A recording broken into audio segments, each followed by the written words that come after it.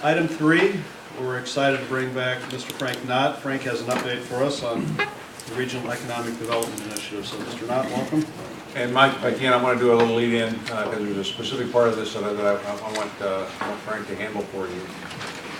Remember that at your last meeting, Frank presented his preliminary findings report.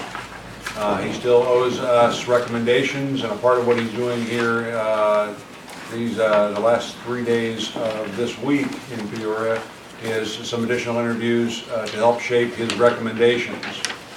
But the presentation tonight is about a next phase of work where we start looking at the developing a comprehensive economic development plan for the plan and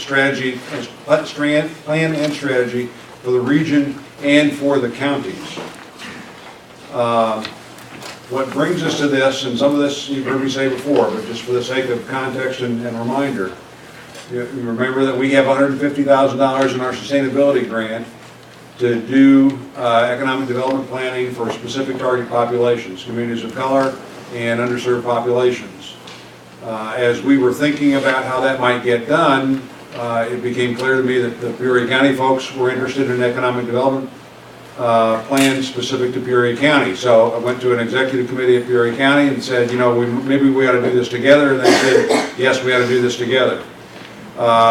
Then I talked to Frank about giving us a proposal to do that, and he said, look, I'm not going to do an economic development plan that is specific to one county or specific to some particular target groups. A real economic development strategy has to be one that reflects what's going on across the whole region. So I think to myself, okay, now I've got to go talk to Tazewell County and Woodford County and see if they are interested in having the same thing that Peoria County has asked for, a plan that would help guide those two counties in their investment decisions and your policy actions that would influence economic development. So I sent a letter out and got a positive response from both Tazewell and Woodford County. And it's just an expression of interest in participating because we didn't have hard costs. The next thing that happened was that the Economic Development Council folks started talking about doing an update of the CEDS document, the Comprehensive Economic Development Strategy document that has to be submitted to the feds to be able to get funding for local economic development projects from the Federal Economic Development Administration. Again, we said, wait a minute, maybe we ought to try to find a way to coordinate these things. And so Commissioner Rand was involved in an effort at the Economic Development Council Board where we got them to defer for a month, and then Lori Curtis Luther from Peoria County and folks from EDC, and I had a small role in it, put together a coordination strategy for how to incorporate the CEDS document into this, went back to the EDC board, and they adopted that strategy unanimously. So now we bring the CEDS document into this, which, when I started looking at the CEDS document, I realized that Mason County is a part of the district that is involved with the CEDS.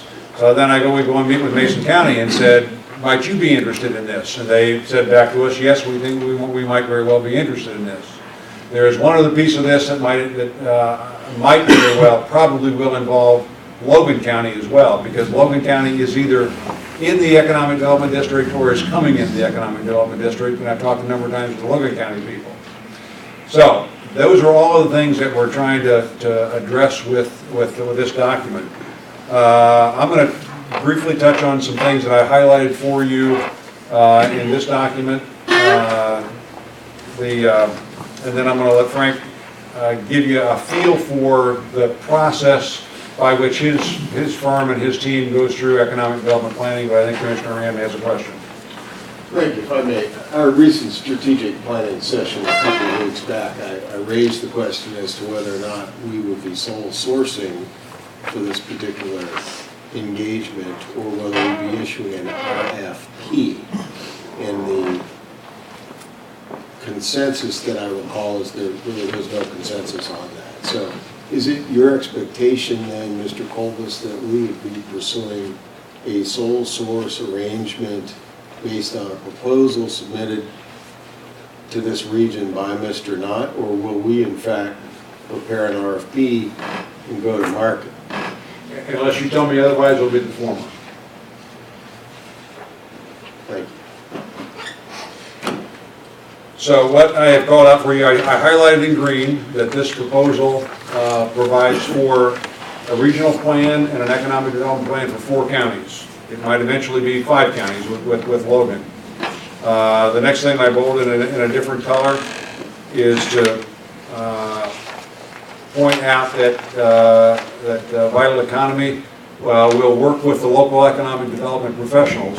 That was significant because this is not going to be a plan that Vital Economy is going to deliver to us someday. And you'll have a very strong sense of that with the presentation that Frank will give you. I wanted to point out, I highlighted the part here about working with Central Illinois Economic Development Council, Tri-County, as well as the local economic development officials such as Mr. Rothard. The other thing I should probably say here at this point is this is kind of hot off the press. This needs to be shopped to the Economic Development Council folks. That's why we invited Dave Parkinson here to at least get some feel for this. It needs to be shopped to the rest of the economic development professionals in the region, such as the folks from Pekin and Morton and Washington and East Peoria, et cetera. We may want to shop it to some other folks as well. But I was not going to miss the opportunity to have you get a look at this early, especially with Frank being in town, to be able to answer any questions you had about it. The other thing that I highlighted, the next thing I highlighted was the integration with the Local Initiative Support Corporation that is coming to town really largely under Caterpillar sponsorship, and also our HUD Sustainability Grant. And then that this incorporates meeting the schedule that's required for the SEDS document. Something has to be done by later this year. And then the last thing that I highlighted here was the long-term schedule. This is a process that will continue on through July of 2013. Let me just stop right there and see if you have any questions on my part of this, what I've said to you. And if not, we'll get right to Frank to talk about the way he goes about doing this work. One more follow-up question, Mr. Colas. What is the lawful permission for Tri-County to award sole source contracts, dollar amount, in the absence of a bid? I mean, I just want to make sure we're actually able to do that. Yeah, well, a couple things. One is, the one thing that we have to do is we have to have HUD's concurrence on the contract because of the HUD money involved. So that sort of addresses the federal side of it. In terms of the state side of it, my understanding of the qualifications-based selection law in Illinois is that that applies for architects, engineers, and land surveyors. But even that has an exception where there's an existing relationship. But you can bet that I will be sure before we execute any contract that we're not doing something unlawful. So do we have our own purchasing policy, at the county here we have purchasing ordinance? Do we have our own purchasing policy here at the commission that addresses this subject at all? We don't have anything that is unique to the commission. Thank you. I'm done. Anything else that I can, then Frank, Before you start, and since this is being videotaped, we all know you pretty well, but if you give a brief introduction of yourself, and that would be appreciated. FrankKnott with Vital Economy. We are a social enterprise that brings successful entrepreneurs into rural and urban areas associated with rural America to help them build regional sustainable economies. And we've been doing that for about 20 years, since 1992. And we're currently under contract to the Regional Planning Commission for assessing the best practice status of the region in terms of economic development best practices and best practices in regional collaboration. And this work plan is a result of the studies that have been done so far and the findings. One of our key recommendations is that the grades that we gave the region in terms of best practices in community economic development and in terms of collaboration can only be effectively addressed if there's a strategy around which the public and private sector at the grassroots level up to the top level region can work together on a common strategy and begin to build the trust levels and begin to build, learn what the best practices are in economic development, community economic development by actually doing it. So what I'd like to do is reemphasize a couple things that Mr. Kolbus talked about. One is that there are all of these pieces to the puzzle going on. You've got the EDC working on a said strategy. You have the Local Initiative Support Corporation working on their strategy that's just unfolding. You have the HUD Sustainability Program. And all of those were going off in an individual direction. One of the things that we felt very strongly about was that those all needed to be integrated so that each of them would be able to leverage off of one another and give each of the counties and the region as a whole the best opportunity to leverage off of those particular efforts and those resources. Secondly, what that does, it enables us to do the strategy in a much more affordable way so that we're not going off and doing the work that LISC is already doing or the RPC is doing under the HUD Sustainability Grant. We actually leverage those assets and those resources. And what that allows us to do is spend more time really building up a grassroots effort. So let me just, the reason I have this slide up here is this is a current layout of how our 4-milestone process works for what's called phase 1 in developing a regional strategy. And this is actually out of Maine that's currently going on. And and I'll get to this and show you how each of these phases would unfold. At the core of this strategy is a grassroots mobilization effort that starts with the definition of 5 leadership teams. One is a leadership team at the regional level, and then there would be, for each county, there would be a leadership team at the local level. And those leadership teams would be composed of both public, private, and nonprofit leaders in the community. But they are not the only people that would be engaged. We believe that economic development is only going to work in a region if a large number of people have a sense of ownership in that strategy and that they've actually helped develop it. So the idea here is that we would be mobilizing a leadership team at the regional level who would in turn mobilize a large group of people across the region to participate in developing the goals and strategies for the region. Then what happens is as those regional goals and strategies are being developed, the work at the county levels is going on, so they are helping to not only inform those regional goals, but they are also helping to define what is unique about those counties that may be different than their neighboring county, so that they also know of the regional strategy, what are they going to take from that? What is there going to be their participation in that regional strategy? What is going to be their focus point? And the way we do that is we have a leadership training phase, which is the first month or so of the effort where we're pulling a lot of information together. We're identifying who the leaders are going to be at these various leadership team levels. And then those people get trained in how this process unfolds. And then what will happen is the foundation meeting, the foundation process, and by the way, each of these 4 elements will take anywhere from 2 to 4 months each. And the people always ask me, well, why isn't it the same every time? It's because the communities aren't the same every time. And some communities absorb and apply information faster than others. And some do it really fast in foundation and they slow down here, or they slow down here. It just depends. Or there may be initiatives that come up in the midst of the process that take people's attention away, and it adds another month to the process.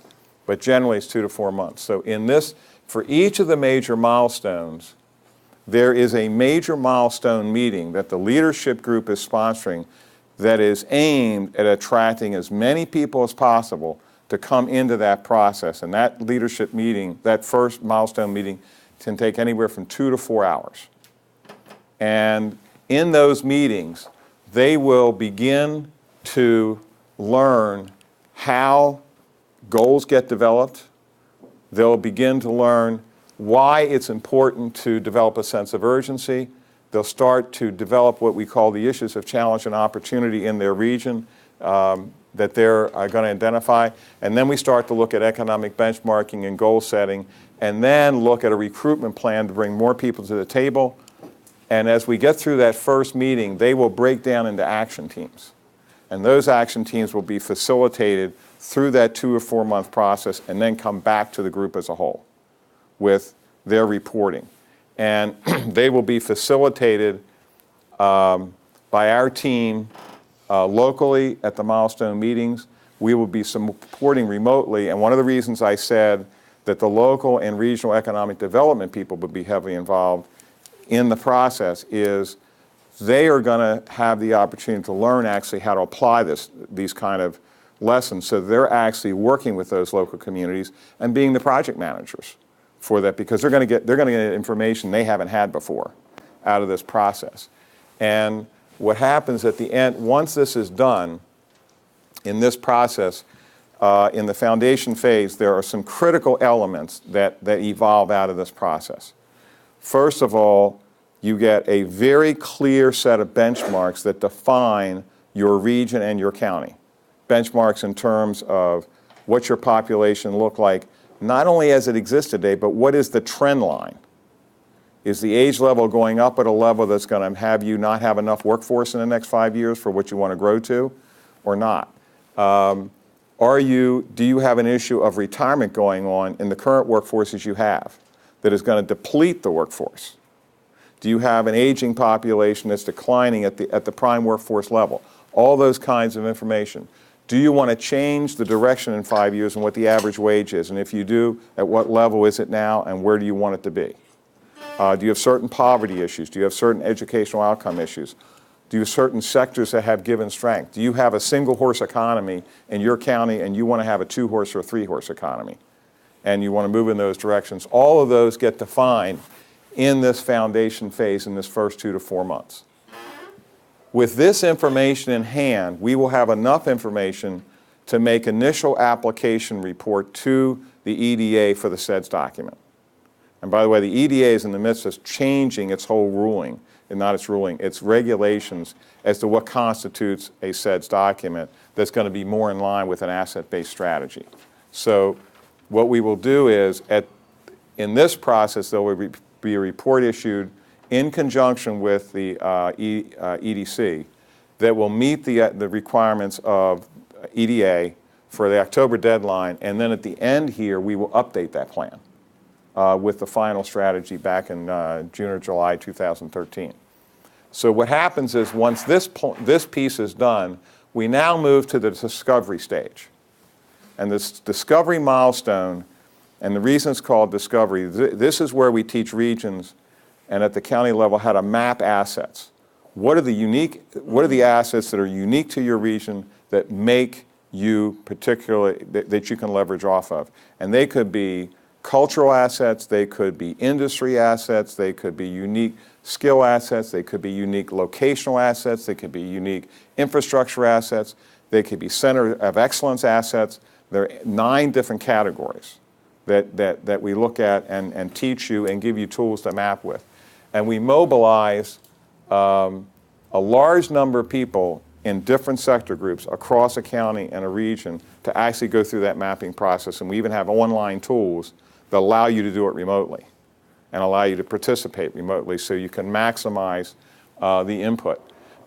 This asset mapping comes together at the county level and the region level, and what that will allow to happen is it allows a county to take a look, oh, wait a minute, I've got assets in this industry sector, but I'm missing this piece of the value chain, but I notice that this one's over here. And now I've got a reason to start building bridges across the counties. And so I can build the value chain more important. I mean, one of my classic examples I always give is in the agriculture area, we were doing a mapping program with all of what was produced and harvested in that region, including fish and wildlife. And we were going through this mapping exercise, and they discovered during the process that there was a berry grower selling his berries to an Oregon wholesaler and there was a berry processor in 4 miles down the street that was buying his berries from the Oregon processor, and they didn't even know each other existed. Okay, now that's a relatively simple example, but we've got them across all kinds of industries that people don't know the assets that are actually in place down the street because we tend to be so focused. So one of the opportunities you have is what we call the aha moments, where you can actually reduce the cost in your value chain and in producing and getting product to market by actually mapping your assets and understanding what's really around. Coming out of this process, this allows us at the end of this process to look at where is the critical mass of assets at the county and regional level that are connected to certain kind of industry sectors that would lead to cluster focus as a priority that is in an area that's going to help address these goals that you establish here. So coming out of here, we now get the opportunity to identify all the assets we have related to the goals we have. Report comes out of there. We now go to the connect phase. And what happens with the connect phase, we take all of this information. And when I say we, that means everybody involved in this process at the leadership level and otherwise, under our guidance and facilitation, and we start looking at connecting the dots. Where are the pieces that are in across the counties that naturally link together to create enough critical mass to enable you to compete globally? It also allows us to take a look at not only where the actual production assets are, but where the workforce assets are, where the raw material assets are connected to that opportunity. And then what we do is we look at where is the external. What we look at in this particular area is if we've got a gap in a value chain, we now need to take a look at where are there external resources that could be brought in to actually fill that value chain locally and keep more of the money here in the value chain production process. And just to give you a simple lesson in economics, when economies are measured, they measure them in terms of jobs, earnings, output, and growth. Okay, I'm sorry, GDP, jobs, earnings, GDP, and output. GDP is the normal one we're used to. Okay, output is going to tell you what all the pieces of the value chain are together. GDP gives you what you produce locally. So, for instance, Mike, if Caterpillar sources a large amount of stuff from outside of this region, that's not going to show up in GDP, it'll show up in output. What you will tend to find is if if output for an entire sector, let's say, is $4 billion in a given area, in the county it might be $1 billion of it. What that says is $3 billion of the value of the total output is being produced somewhere else. And one of the things that we want to do with this mapping exercise is determine, do we have enough assets in place to try to capture in your region, grow that sector, and make it harder to even move that sector out of here by capturing more of the value chain here by identifying how to fill that gap. So that's how you can grow an existing industry by just using the asset mapping to do that. And when we get to the connectivity strategy, what we're looking at is both a connectivity mindset and actually looking at connectivity technology. So broadband, wireless, those kind of things, that if you've got an asset that's very remote and does not have access to broadband, it's pretty tough to get them linked into the value chain across the region or globally. So what this then does, by the time we get here, this defines what priority assets are going to get us to the prioritized opportunities to get to the goals we define here. And then what happens is we then take all of this information and then we go to the report phase. And in the report phase, what happens is the final report tells you not only what the strategy is and the goals, but it also says, here's what happens in phase 2. These are the clusters you've identified that you think are a priority. Now you've got to go and research those clusters and really figure out where the opportunities are in those clusters. Here are all the short-term win opportunities you're going to go after. Here's your implementation plan. Here's your budget plan. Here's your roadmap for the next 5 years. And so, and here's how you're going to measure it. and here's how you're going to assess it. So all of those tools come out of this, and in this report phase what's going to happen is there's going to be you basically will end up with a SED strategy. You will end up with a strategy, a regional strategy that links the county strategies in, and each county that participates will have their own strategy that we call a subordinate strategy of the regional strategy. And then you will also have a link in of the local, the LISC program will be fully integrated into this, as will HUD sustainability. That's what is supposed to happen in 12 to 14 months. Questions? Frank, let me ask you to touch on one other thing, because just as you and I have talked about, as you continue to talk with private sector folks in the community, we know that there's interest in being, they're wanting a higher level of comfort about the level, about the way that the private sector will plug into this. They want to be reassured that this is not going to be only a public sector driven planning initiative. Right, and I would say in my interviews with the public sector, they have the same concern on the private side. It's a vice versa thing, and what I'm finding in the private sector is the very SMART goal process that is embedded in this whole process. It has been very attractive to the members of the private sector. They like the approach, they like the measurement, and they like the fact that every 2 to 4 months there's a deliverable, and that you can touch that deliverable and you know what that deliverable is going to connect to in the next phase. And you're going to have a fairly large, and what's very important to us is we want to make sure that all those local economic development officials that want to really participate in, want to really have the ability to input. One of the things they've said very clearly to us is, if we knew what the regional strategy, if we know what the regional strategy is, we have a better ability to know where our piece fits in and how we can leverage the region as a whole.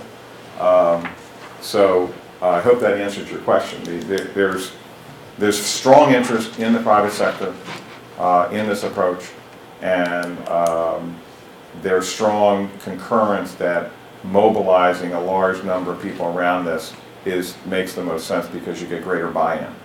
And what I think is very important is, both in the rural areas and in the urban areas, that we make sure that all populations are engaged, and that we make sure that all kinds of business owners are engaged in the process, whether they be small, medium, large, whether they be a minority or they be women-owned. All of those different constituencies have different perspectives and different values to bring to the table.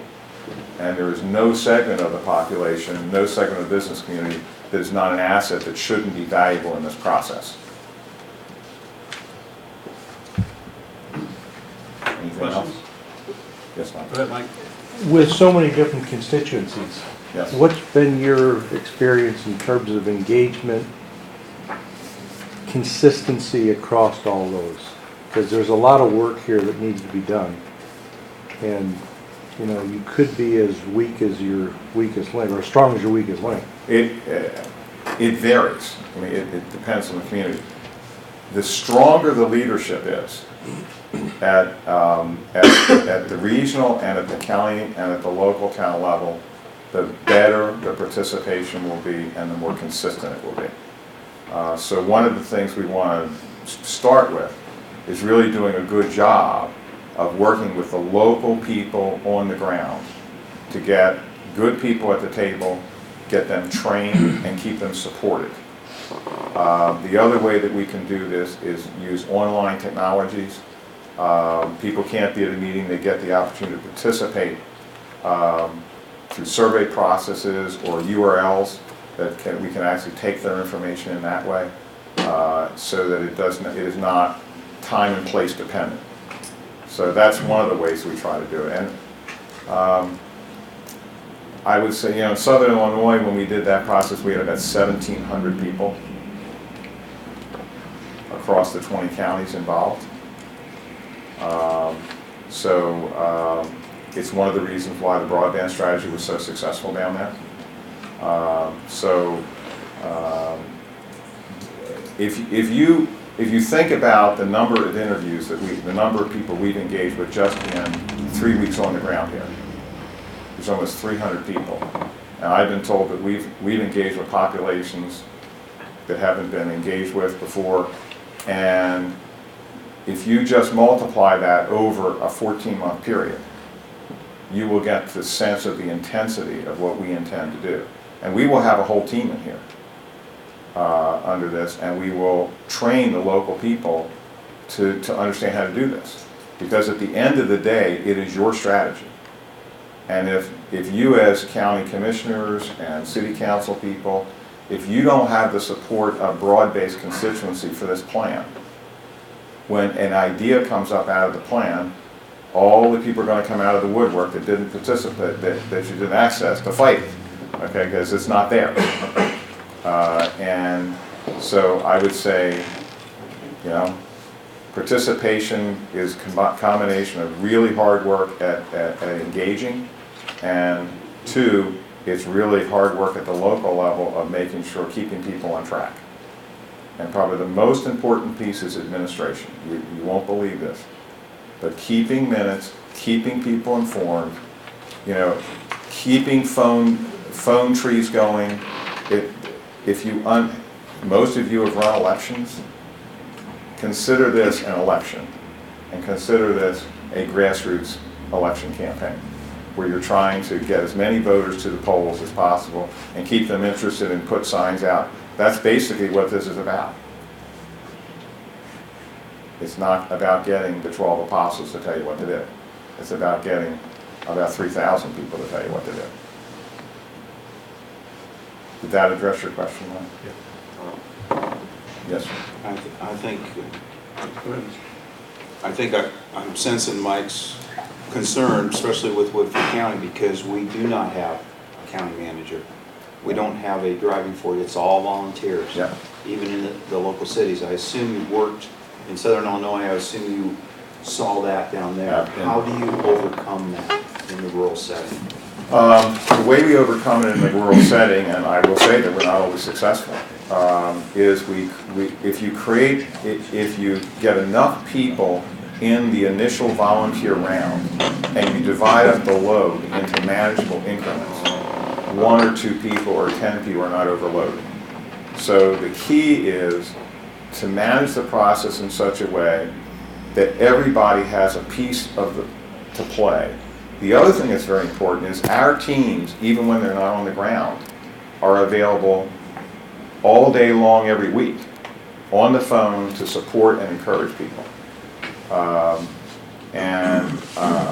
I think the other way we do it is there's a little exercise we walk through with people, and it's called what we call our vision of success exercise.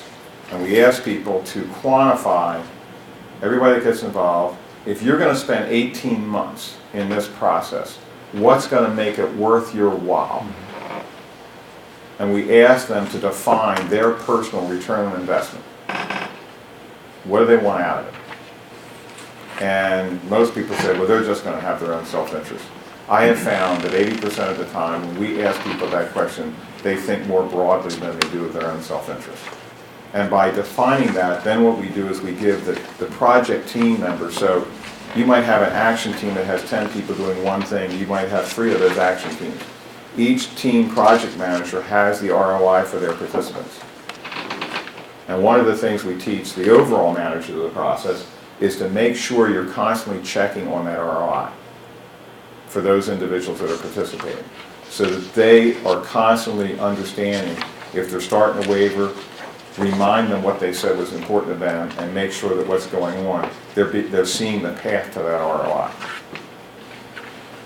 Does that make sense? It makes sense. It's a little overwhelming. Well, it's with volunteers. I'm speaking for myself. Yeah. We've got 5 or 6 of us here this evening, so. Right. Well, what we need to do is get 30 or 40 of you, or more, and that way you only have. There's a great, when I was in Atlanta, I had a great Irish pastor, the church I was in. His deal was, you only had to volunteer for 10 minutes if enough of you came. And he had 1,500 volunteers every Sunday doing stuff. So, you know, it is hard. There is no question this is hard work, but we have found that if you give people that they have the opportunity to control their destiny, and that they have the chance to have that piece of the rock, they will put out additional effort. And it doesn't work 100% of the time. Frank, I'm perhaps more pragmatic at times. Yep. Particularly times like these, when I need a 300-person payroll every 2 weeks, so I have sort of a sense of that kind of vision here. When I saw the preliminary scorecard report a couple of weeks back before the final draft came out, I was standing on that side of the room imagining what a friend of mine once said to me when the size of the problem looked like an elephant. And you kept ringing in my head the way you eat an elephant is one bite at a time. And I suppose that would be a bit of your wisdom too. And what I hear Mike and Terry both saying is there really is a tremendous effort now required. The study that you've done thus far, how many dollars have you determined are in the present level of effort in both local and regional economic development activity? And how many new dollars, and I don't mean volunteers, I mean the willing God we trusts, how many new dollars do you envision are now required to commence and be successful? Well, first of all, we're in the process of finalizing a look at how much is actually being invested, because there's a whole bunch of different pockets that we're trying to get final numbers on. So I don't know what the final number is, but it's in the multiple millions. And your project would be $500,000 or $1 million? This project for this? Engagement on top of that? This here, this is $150,000. Is it not 14 months work? So it's 14 months work, So it's 150 all in. roughly that. So in the case of Mr. Phelan and I, we come from Peoria County. We've just recently sort of created some inertia here in the subject of economic development. I think you've met our new director tonight. Inclusive of your proposal, all the other math is still some number that, in your view, might not necessarily be applied most effectively. So we might be able to create some savings from what we're presently doing to help fund this. Would that be correct?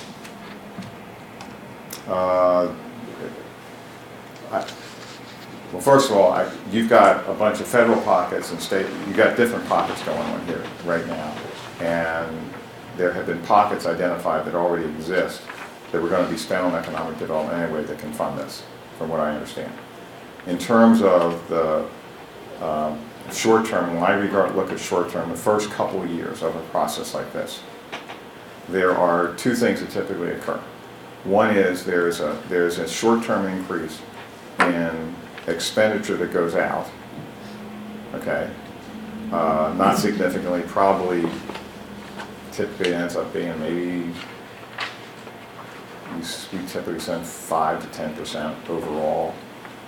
But what tends to happen is after that first year, year and a half, what happens is the resources end up, because of the way we also look at redesign of the economic development process as you're doing this, the resources get allocated in a better fashion.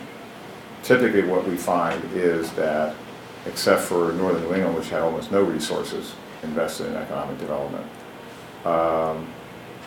typically find there are multiple pockets of resources, small pockets at a time, that don't have enough money to pay for really high level skill. And you end up having more individuals with lower skill because no single pocket can pay for it. And what you do in the reorganization, you begin to identify the absolute skill levels you need, and you can have fewer people with higher skill, serving a broader range. So I don't know what that's going to look like, and I'm not going to purport to tell you I know what it looks like until we look in detail at it going through this process. I don't know if that answers your question, but that's about as good as I can do at this moment. Well, part of my question is, how much do you cost? And I clearly heard you say all in is 140,000. I didn't say, I said the price for this 14-month strategy. When you say, all in, I have no idea because I don't know what's going to be required. Okay, So we don't still have that qualified. no, That's because okay. as you go I'm through just the process, you're going to find that there are things missing, and you're going to have to do those things to get them done. You're going to find gaps. You're going to find gaps in your resources. Now, the thing that I think that is a great advantage here, there's a whole pocket of money coming from LISC. Not from LISC, from Caterpillar and others that are funding the LISC program. That LISC program is going to do things that would have to be done under this program in terms of working with the communities that LISC is going to focus on that are part of this region. That money is coming from another whole pot that has nothing to do with the public sector right now. And But help me, and I'm only going to ask one more question, I'll let you know. Your part of this, though, I understand, I think I'm going to be on the board of directors for this. I understand what we're spending. I think I know a little bit about the EDC's budget, a little bit about what some of the other counties have involved, a little bit about the funding that's coming through Terry and Tri-County here. But the management of the effort, that piece, we were assuming today is vital economy. And those represent new dollars of costs that you believe are already privately covered, so it's not something the governments have to then discuss and figure out how to fund themselves. Andrew, I didn't say that at all. Yeah, let me see if I understand your question. This scope of work reflected in this slide, okay, we can cover the cost of this, and we're not at final numbers yet, but I'm very comfortable that we can cover the cost of this with the $150,000 that we have in our sustainability grant that is specifically for a specific economic development planning, plus a little bit of money from each of the 4 counties at this point. And the amount of money I'm talking about from the 4 counties is in the range of 10 to 15 cents a head population as a sort of crude estimate. So you're looking at, in Peoria County, I think the population is about 180, or maybe, Eric, you looked at those numbers today. That's about it? So you're looking For the at, purpose of this calculation, it's called 50. Kidding. but that's what you're looking at. So what's that total number? I'm just. It's something in the range, it's pretty close to $200,000. Okay. 150 from our sustainability grant and a total of 50 from the 4 counties. And the deliverable is here. This Yes. is what the deliverable is. Yes. And are we done at that point, or that's phase 1 of this 4 milestone project? You're not done by any means at that point, because a plan is only good enough when you execute it. And you won't know what you need to expend until you know what your strategy is. And how many clusters you need to analyze. Good questions here, guys. You know, I'm just asking really good questions here. I'm not because the objecting to those magnitude, Mr. Knott, of I think what policymakers want to know, because I'm trying to get behind you on this, is I saw an elephant from that side of the room a few weeks ago, and I was just thinking, as some of the gentlemen from Woodford County are asking, how much effort is this going to take? Are we the right people to do it? Effort also meaning some money. And when you describe the level of volunteerism, that's a good, positive, key thing. But there also has to be some understanding of what all in 3 years looks like. And I respect the fact that you may not be able to identify some of those costs today, but I just want to make sure we all understand we still don't know what this is going to cost. The piece Terry just described using HUD money and a little per capita contribution to get it going, I get that one. Thank you. And the other, I think it is worth saying that at least the notion that I have is as we end this 4 milestone process and begin in implementation. We get to the end of that process, we're talking about implementing this stuff. By that time, roughly the middle of next year, the recommendations that we get if the community, if the region is prepared to accept those recommendations in a way that is satisfying to the public sector and to the private sector, all the players in the EDC, and we're able to get an EDC that everybody is comfortable with, then in the middle of next year when we kick off an implementation, I think my view is that becomes an EDC focused activity, with EDC raising the resources to do that the way EDC has always raised resources to carry out economic development activities. Can I just make a final comment on that? I would say that from our experience, what happens when you go through this planning process, because at the end of the 12 to 14 month period, you have a multi-year plan that takes you through the whole process, because now you finally determine what it is you want to do. That plan will have the all-in cost, all the pieces that you need to do over a 3 or 4 or 5 year period. And what we have found over the years is that for every dollar of public money, an average of $8 of external funds to $1 of local funds, a high of 12 has been achieved, a low of 4. Because the buy-in to the plan becomes so great that the public sector participation cost becomes much, it used to be, in many cases, 50%, 40%, the public sector cost actually goes down as a percentage of the total, because you're getting much more buy-in from agencies, you're getting much more buy-in from foundations, much more buy-in from the private sector, and you're getting much more buy-in from individuals. And so, I mean, I would say right now, in a 75,000 person county in in northern Maine right now, and that's just one of the 7 regions we're working in up there, they have raised $1.5 million from the private sector for this process, just in that county. Okay, all from the private sector. They raised another $1.2 million from a foundation that was run by an individual who grew up in that area. So in total, they've raised over $12 million, okay, to fund all the activities that are going on in that region. And the public sector has not even $1 million of that. So that's, when you have a good plan in place, you maximize the resources. And as a result, we try to make sure that that first year, the information is done very well, so you have the opportunity to maximize those resources. You know what it's going to cost you long term. Are you finished, Andrew? Thank you. And I would just say to you that this is going to take an awful lot of work, a big time commitment on the part of people that are going to help in this process, and a significant investment. And I think we need to know what the investment dollars are going to be. But personally, I think that we just cannot afford to get this wrong. So it's important that we get everything out front in the open early in the process. Mr. Krug?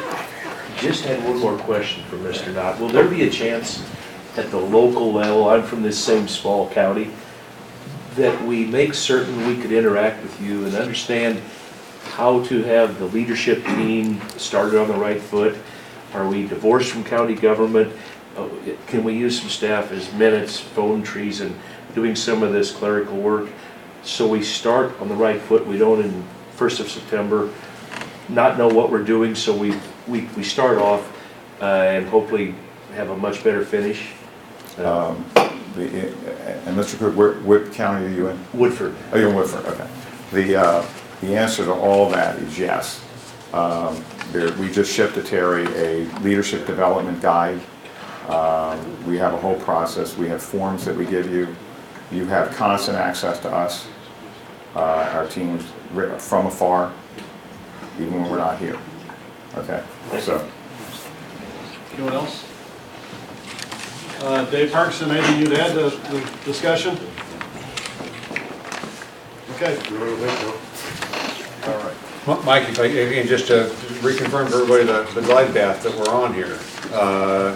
You've seen this. I have to take it to a lot of other people to make sure that there is buy-in, including to each of the 4 counties now. And be putting a lot of effort into that, and hopefully can get us into a place where we have a consensus on going forward with this by the middle of next month. The other thing, just to highlight, and I probably should have mentioned this earlier, as I said, Frank still owes us a report on his recommendations for how we can collaborate better. My suggestion is that we use the occasion of an ERBCOG meeting on the 14th, on the morning of the 14th of May. That would be a regular scheduled ERBCOG meeting. And then invite the Regional Planning Commission commissioners into that meeting. Frank's available by video conference to go through his recommendations on how we can collaborate better. And I think you'll find that to be a significant set of information. In general, the idea here is we've got a phase. The first phase of this was to help us figure out how to work better together, how to collaborate better. This is a phase for how to plan better and do it in a more collaborative fashion, so that as we contemplate spending the resources that Commissioner Rand was talking about, that we know that it's a plan that a broad range of people support and are willing to support financially. That's why it's important that we touch base after base after base repeatedly as we go through the process. Thank you. All right.